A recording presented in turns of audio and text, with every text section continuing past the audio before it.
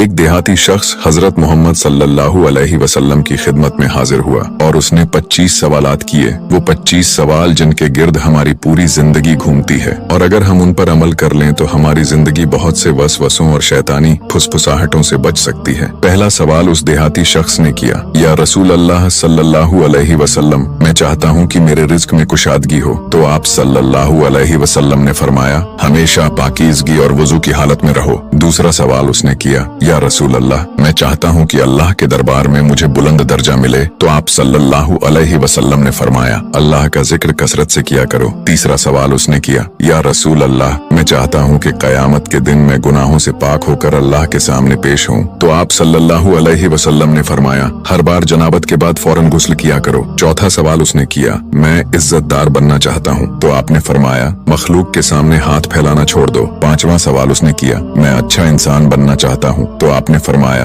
लोगों को नफा पहुँचाओ। छठा सवाल उसने किया, मैं आदिल बनना चाहता हूँ। तो आपने फरमाया, जैसा अपने लिए पसंद करते हो वैसा ही दूसरों के लिए पसंद करो, तुम आदिल बन जाओगे। सातवां सवाल उसने किया, मैं ताकतवर बनना चाहता हूँ। तो आपने फरमाया, अल्लाह पर भरोसा रखो। आठवां सवाल उसने किया, मैं चाहता हूँ कि मेरी दुआएं कबूल हों। तो आपने फरमाया, हराम खाना और हराम कमाना छोड़ दो। नौवां सवाल उसने किया, मैं गुनाहों में कमी चाहता हूँ। तो आपने फरमाया, इस्तिगफार को कसरत से किया करो। 10वां सवाल उसने किया, मैं चाहता हूँ कि कयामत के दिन नूर के साथ उठूं। तो आपने फरमाया, जुल्म करना छोड़ दो। 11वां सवाल उसने किया, मैं चाहता हूँ कि अल्लाह ताला मुझ पर रहम करे। तो आपने फरमाया, अल्लाह के बंदों पर रहम करो, अल्लाह तुम पर रहम करेगा। 12वां सवाल उसने किया, मैं चाहता हूँ कि कयामत के दिन अल्लाह मेरे गुनाहों पर पर्दा डाल दे। तो आपने फरमाया, लोगों के गुनाहों पर पर्दा डालो, अल्लाह तुम्हारे गुनाहों पर पर्दा डाल देगा। 13वां सवाल उसने किया, मैं दुनिया में रुसवाई से बचना चाहता हूँ। तो आपने फरमाया, जिना से बचो। 14वां सवाल उसने किया, मुझे बताइए कौन सी चीज गुनाहों की माफी दिलाती है। तो आपने फरमाया, तुम्हारे आंसू,